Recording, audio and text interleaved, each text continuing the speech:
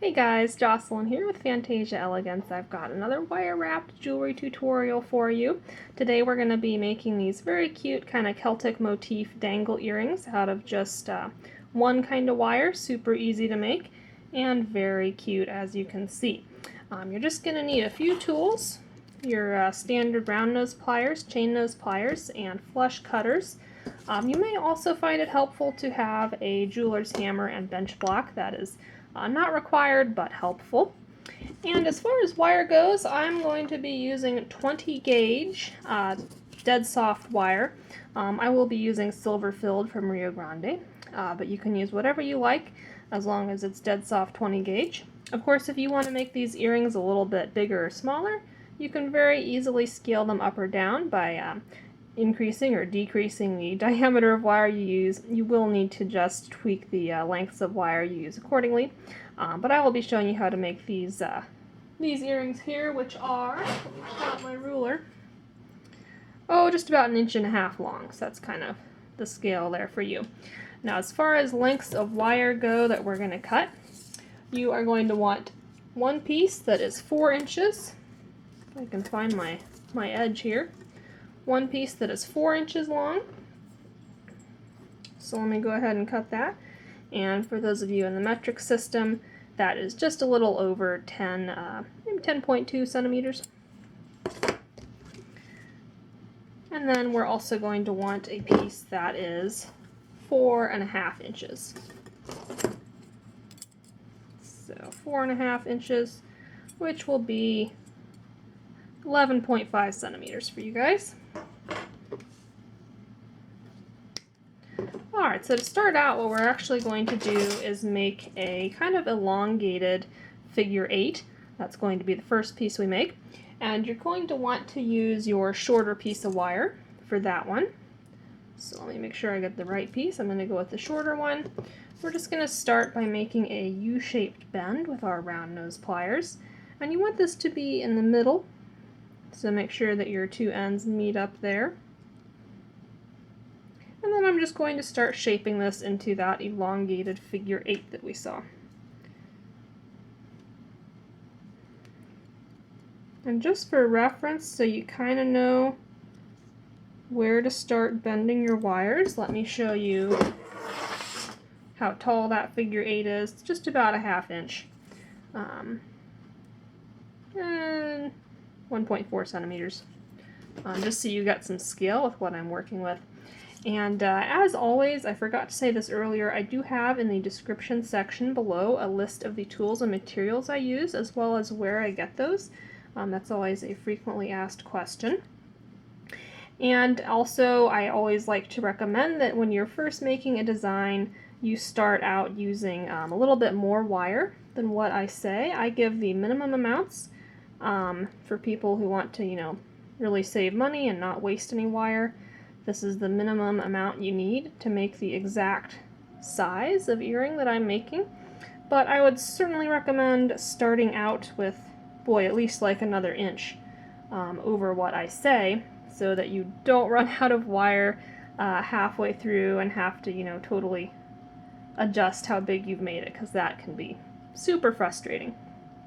So what I'm just doing here is making sure that my kind of figure 8 or infinity symbol, or whatever you want to call that, is equal and symmetrical.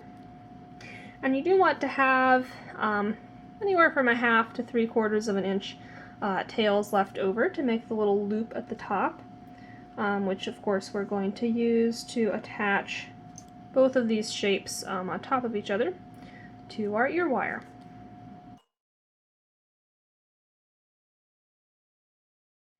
Okay, so once you are happy with that, go ahead and set that aside. We're going to use it before finishing the top. We want to make this matching piece to go, not matching, a nesting piece to go right on top of it. So go ahead and pull out your other strand of wire, and for this one we're going to be making this this top portion with three little loopy sections, and we're going to start at the bottom just like we did on the previous piece.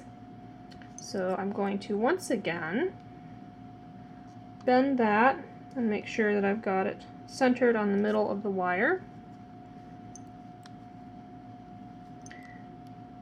And I didn't get it quite centered, so I'm just readjusting everything here. There we go. And we're going to make a smaller teardrop portion, if you will. So I'm going to start crossing those wires a bit lower than I did on the previous piece. And what you're going to want to do frequently while making the second portion is to overlay it on top of the first so that you can see kind of where things are going to line up and adjust it accordingly. So I need to make this a little bit smaller. And once I get it right, I'll give you the approximate measurements. And that looks pretty good. So the height of that is going to be just over 1/4 of an inch, or I don't know, 0.7 centimeters. As you can tell, I don't work in metric a whole lot. But once I've got that first portion done, I'm then going to make bring both the wires back around, and I'm going to make this slightly wider, this next little teardrop section.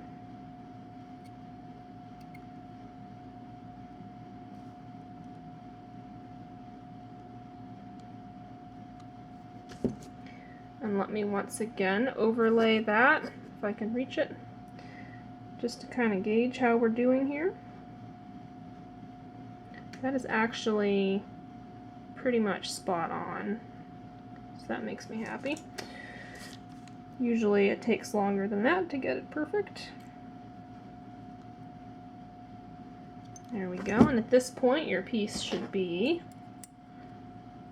just about 3/4 of an inch high, and that portion we just added is shy of 1/2 inch.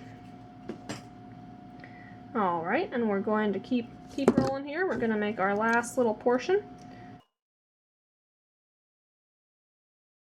And for this one, I'm going to make sure that it matches this bottom section, so that's kind of a helpful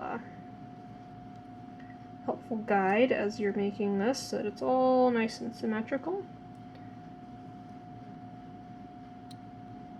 So we're really just snaking these two wires to create a kind of helix type design. And let's overlay that, see how we're looking. And the important thing is you want these to be the same height.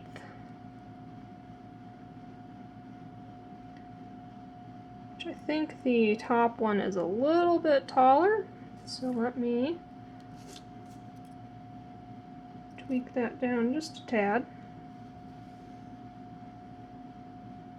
And let me know what you guys think. I put this craft paper over my black desk because I had been having trouble with previous tutorials with kind of the exposure, color balance, getting the camera to focus and everything. And it could just be because I have a really cheap camera, but I was thinking maybe just tweaking the background might help that a little bit. So let me know if you think this is better than the black background, and I can keep doing that. So that looks pretty good right there. So what we're going to do now is just add a little wrapped loop closure on the top of both of these. So one of these tails I'm going to take off horizontally. One we're going to bend to be vertical, just like so. And then we're going to start wrapping the horizontal one around the vertical one.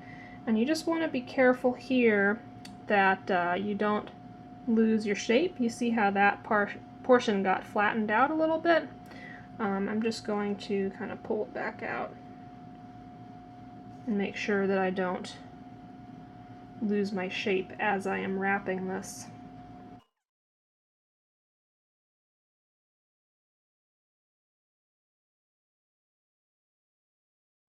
And I like to do 2 or 3 wraps, so once I've got those in, I'm just going to trim off the excess with my flush cutter and snug down that tail so that there's no sharp pokey bits sticking out on your jewelry. Okay, and then we're going to put just a little loop in this portion using the round nose pliers.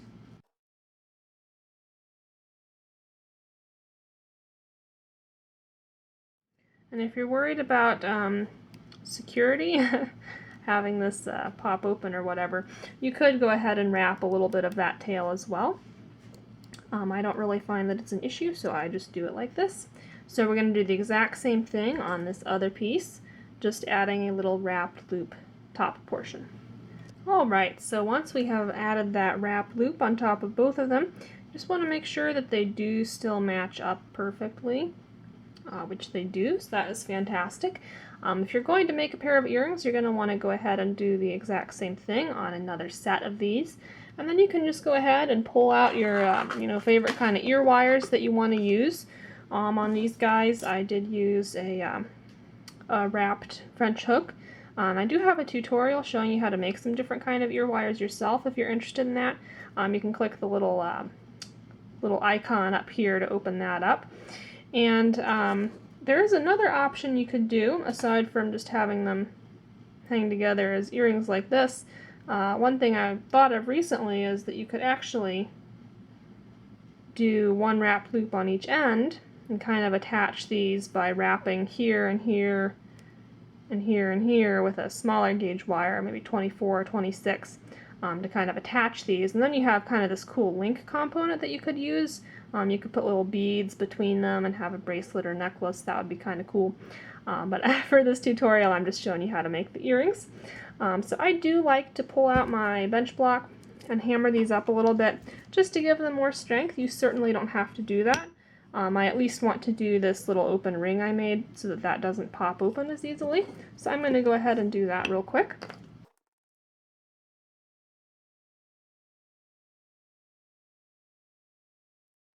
Right, so once you've got both of these hammered out, if you want to do that step, there's just one more way we're going to tweak these to make them optimal for earrings. What I'm going to do is slightly bend, since these are going to hang on top of each other, I'm going to slightly bend the little hoops up here so that they can hang straight instead of like that, because these portions will hit each other. So I'm just going to take the rear one and bend its loop forward ever so slightly, just like that. And then for the front one, I'm going to take its loop and bend it back ever so slightly. You can just see that little difference there. That makes them hang much better together. So what we're going to do then is pull out whatever kind of ear wire you want to use. I'm going to go with a French hook. And then you just put them on stacked appropriately. The 3-loop portion goes on in the front, just like that. And we're going to close our ear wire back up. And then they have this very cool dangle motion when you're wearing them, but when they hang straight, you get this really neat overlapping kind of a Celtic braid look motif. So I just think these are very cute, very elegant, and very quick and easy to make as well. They go with anything. So I hope you enjoyed this tutorial, found it helpful. And as always, feel free to leave comments in the comment section below if you had questions about this, or if you have ideas for future tutorials you might like to see. I am open to suggestions. And also, please do check out my Etsy shop and Facebook page. The links for those are in the description section right below. You might just need to click See More to open those up. Sales for my Etsy shop do help me to keep making these free instructional jewelry tutorials for you, so I'd appreciate if you check that out. And of course, don't forget to like and subscribe so that you can keep getting more tutorials. Thanks so much for watching, and happy crafting!